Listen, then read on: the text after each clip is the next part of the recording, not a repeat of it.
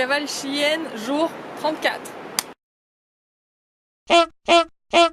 Donc on est arrivé sur l'île de Chiloé. On a décidé d'échapper au mauvais temps du continent qui nous poursuivait depuis le début de la semaine. On est bien content de retrouver le soleil ici. Actuellement on est au nord-est de l'île, près de Ancud. Demain en fait on va aller faire une petite balade en bateau, un tour qui dure entre 30 et 45 minutes.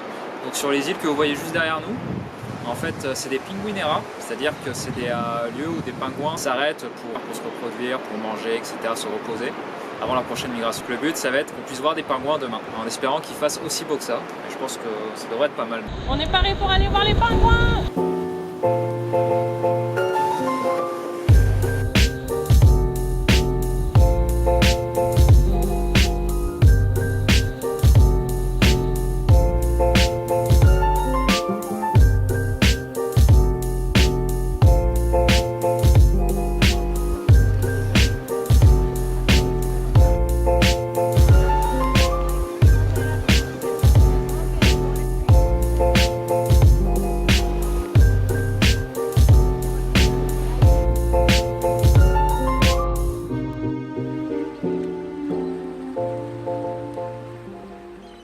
Il est l'heure de se réveiller. Donc ce matin je voulais vous faire une petite vidéo pour vous montrer les avantages de voyager en van. Et l'un d'eux est de pouvoir se stationner un peu n'importe où, ce qui est assez facile au Chili. Et de pouvoir avoir des vues magnifiques quand on se couche et quand on se lève le matin, comme celle-ci. On a vraiment la chance sur l'île de Chiloé de pouvoir se garer au bord de la plage. Là on est au sommet d'une falaise et on a passé une super bonne nuit bercée par le son des vagues. Pierre vient de me dire qu'il y a des dauphins sur la plage, donc on va aller voir ça. Oh,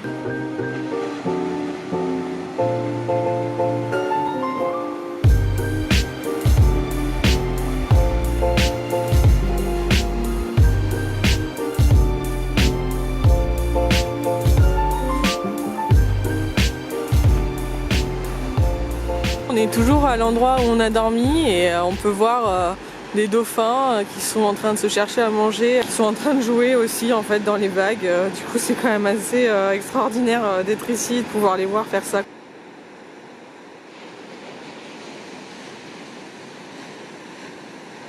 On continue notre visite de l'île de Chiloé, cette fois avec les églises traditionnelles en bois qui sont classées au patrimoine mondial de l'UNESCO. On en profite qu'il fait un petit peu beau, là on va prendre un ferry pour aller sur une île qui est accessible seulement comme ça. Vous voyez, il y a un beau ciel bleu, ça n'a pas été vraiment le cas ces derniers jours. À vrai dire, je suis même tombée malade, j'ai chopé un bon rhume, bien mal à la gorge, ça n'a pas été vraiment top.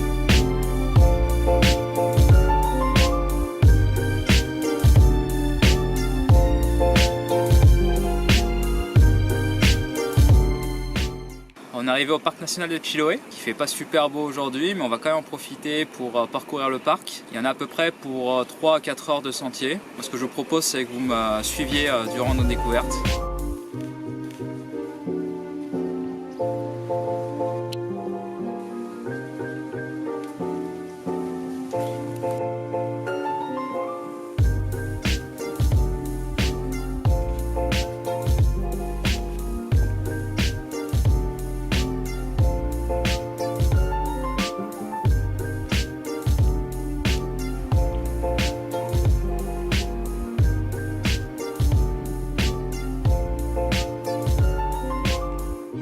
C'est déjà notre dernier jour à Chiloé et pour l'occasion on en profite pour visiter une feria costumbrista. Qu'est-ce qu'une feria costumbrista? En fait, c'est un événement qui a lieu habituellement au mois de janvier-février, un peu de partout au Chili, mais c'est très traditionnel du sud du Chili, de la Patagonie et de l'île de Chiloé.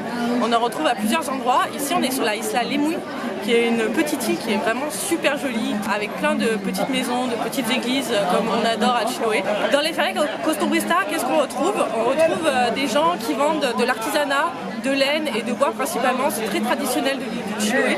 Et on retrouve aussi beaucoup de nourriture traditionnelle de l'île, comme le curanto par exemple, qui est fait à base de marisco et de patates. Et il faut dire que les patates ici, c'est aussi très traditionnel. Donc voilà, c'est un alliage de tradition, les gens se retrouvent pour se souhaiter la bonne année et partager un bon moment, manger ensemble.